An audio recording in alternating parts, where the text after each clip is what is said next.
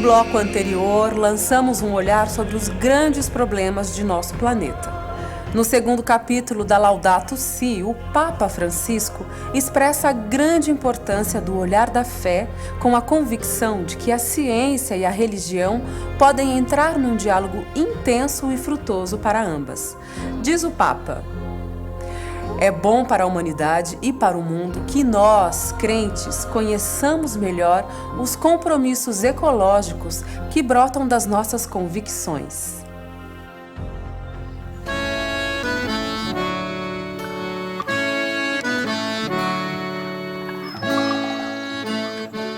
Na tradição judaico-cristã, dizer criação é mais do que dizer natureza, porque tem a ver com o projeto do amor de Deus, em que cada criatura tem um valor e um significado. A criação de Deus é um exercício da sua generosidade para com o universo.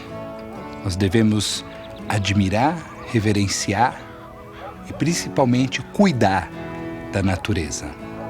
Nós, homens e mulheres, criados no sexto dia, à imagem e semelhança do Criador, temos uma enorme responsabilidade. Devemos cuidar da natureza, devemos garantir que nossos filhos e filhas, e netos e netas, e todas as próximas gerações possam viver no mundo que foi administrado com responsabilidade, com reverência e com amor. Shalom. Todas as religiões estão convocadas para assumir em conjunto essa tarefa, que é cuidar da casa comum. E mesmo os sem religião estão convidados a isso, né? É uma tarefa que nos diz respeito a todos, porque é a nossa casa. Se a casa desmorona, nós desmoronamos juntos. Daí emerge toda uma nova concepção da teologia, do discurso da fé, do diálogo interreligioso, do diálogo com a secularidade, sempre levando em conta as necessidades do planeta, da nossa casa comum.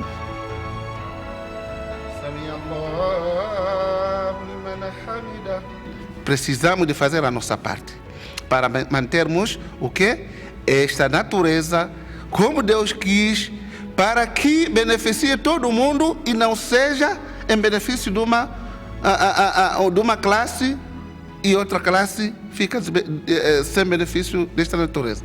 Então, eu quero agradecer a iniciativa que o Papa teve, trazer a ideia de cada religião para que eles possam abordar este tema. Afinal de contas, este tema é de interesse comum. Não é de uma religião para outra religião, mas sim interessa toda a humanidade. Então, muito obrigado pelo convite que me foi formulado para fazer parte desta encíclica. Espero que tenha ajudado para que as pessoas possam conhecer da parte da minha religião. E até a próxima. Assalamu alaikum. A luz da fé transparece na sabedoria das narrações bíblicas, várias delas citadas pelo Papa Francisco. Os textos das Sagradas Escrituras apontam para uma espiritualidade da interdependência. Essa espiritualidade da interdependência nos coloca desafios importantes. Desafios, por exemplo, como resgatar a dimensão do descanso. A relação do descanso, ela faz parte da sabedoria do próprio Deus. No livro de Levítico, tem várias passagens bíblicas que estão muito bem citadas nessa encíclica, de que era necessário que a terra também tivesse o seu tempo de descanso, porque a terra precisa se recuperar. Isso aponta para uma nova perspectiva de desenvolvimento. Não é um desenvolvimento que vai sugando da terra, simplesmente para atender à ganância humana por mais lucro. Então, nós não podemos estabelecer essa relação de exploração. A nossa relação deve ser de cultivo e de cuidado. E isso significa que a nossa relação precisa ser de resguardar, de guardar o que Deus criou. A nossa espiritualidade não pode colocar no centro o ser humano, mas o centro da nossa espiritualidade é o próprio Deus. Porque se nós fizéssemos ao contrário, nós acabaríamos por adorar outros poderes do mundo. Ou então, nós nos colocaríamos no lugar de Deus, chegando à pretensão de espezinhar sem limites a realidade criada por Ele. E a melhor maneira de colocar o ser humano no seu lugar e acabar com a sua pretensão de dominar o absoluto da Terra é voltar para a figura de um Deus criador e único dono do mundo. Todos nós sabemos, pela doutrina social da Igreja, e o Papa Francisco recorda, que há o direito à propriedade particular. Mas esse direito, essa propriedade, tem que ter função social.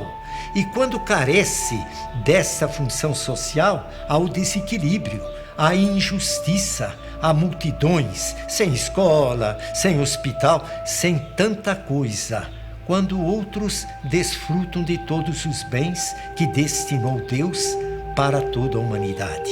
E quanto nos conforta termos o olhar de Jesus. O Filho de Deus assume toda a natureza, toda a condição humana. E esse Deus de bondade, esse Deus de ternura que se faz carne. Ele foi andarilho pela verde Galileia.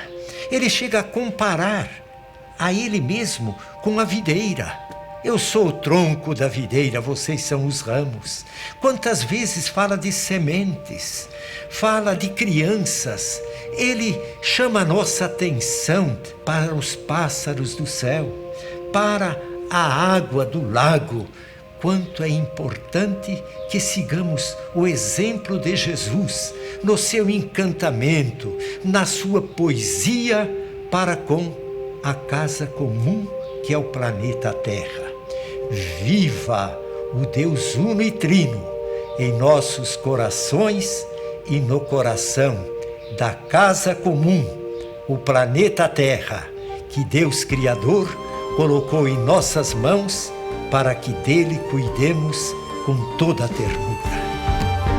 Se voltarmos o nosso olhar para o plano do Criador, nossas vistas hão de brilhar ante tão grandioso amor, e a memória nos guiará por caminhos do bem viver, pois a casa que Deus nos dá tem a graça de todo ser. Na nossa casa haverá muito diálogo e comunhão, nosso sustento não desfigurará o encantamento de toda a criação.